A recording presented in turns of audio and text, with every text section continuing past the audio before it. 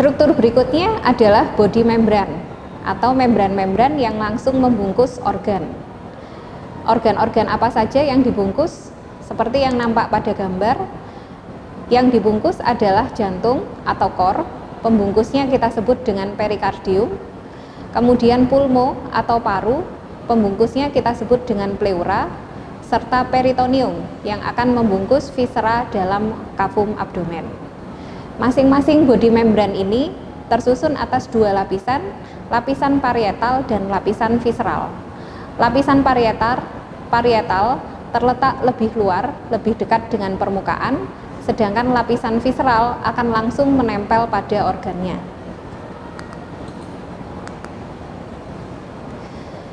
Kembali pada istilah anatomi, berikutnya yang akan kita pelajari terkait dengan pergerakan. Masih sama konsepnya seperti pada slide sebelumnya. Pada satu baris muncul dua istilah yang saling antagonistik, yang saling berlawanan. Berarti fleksi berkebalikan dengan ekstensi, abduksi berkebalikan dengan adduksi, dan seterusnya. Kita lihat pada contoh di gambar. Fleksi adalah gerakan memperkecil sudut, sedangkan ekstensi adalah gerakan sebaliknya. Abduksi adalah gerakan menjauhi pangkal tubuh atau garis tengah tubuh, sedangkan adduksi dengan double D adalah gerakan mendekati garis tengah tubuh. Istilah berikutnya sirkumduksi dan rotasi.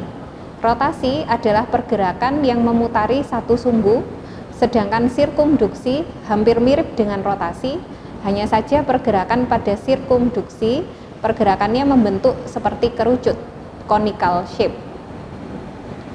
Istilah berikutnya supinasi dan pronasi. Istilah ini berkaitan dengan telapak tangan.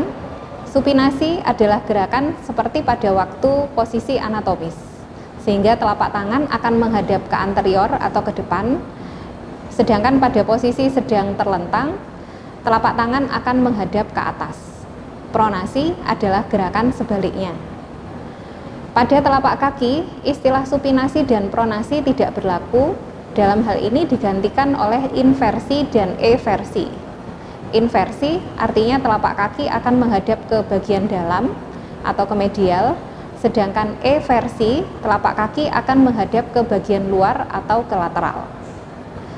Istilah berikutnya masih berkaitan dengan telapak kaki, dorsofleksi dan plantar fleksi.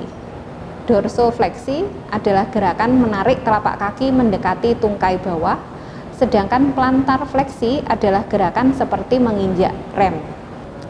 Protraksi dan retraksi berkaitan dengan mandibula.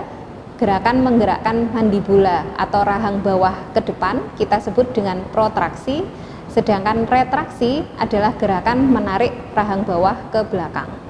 Ada beberapa istilah-istilah lain di luar ini, nanti bisa dijadikan sumber referensi tersendiri. Ilmu anatomi tidak hanya mempelajari manusia yang sudah dewasa, tapi juga mempelajari perkembangan saat masih dalam kandungan. Ilmu tersebut disebut dengan embriologi. Yang dipelajari ruang lingkupnya adalah perkembangan mulai dari zigot sampai siap untuk dilahirkan, seperti yang nampak pada gambar. Cabang ilmu yang lain adalah antropologi. Antropologi mempelajari variasi normal pada tubuh manusia. Dalam hal ini, variasi normal kemudian akan menghasilkan beberapa ras, beberapa etnis, sehingga penampakan manusia yang ada di Indonesia mungkin akan berbeda dengan manusia yang ada di Eropa atau benua lainnya. Relasi dengan yang lainnya, anatomi karena sebagai ilmu dasar akan berhubungan erat dengan fisiologi. Misalnya, fisiologi adalah ilmu yang mempelajari fungsi tubuh. Jadi setelah kita mempelajari anatominya, struktur organnya seperti apa, kita pelajari fungsinya. Histologi, tadi sudah disebutkan, histologi adalah mikros anatomi. Anatomi yang dipelajari dengan mikroskop.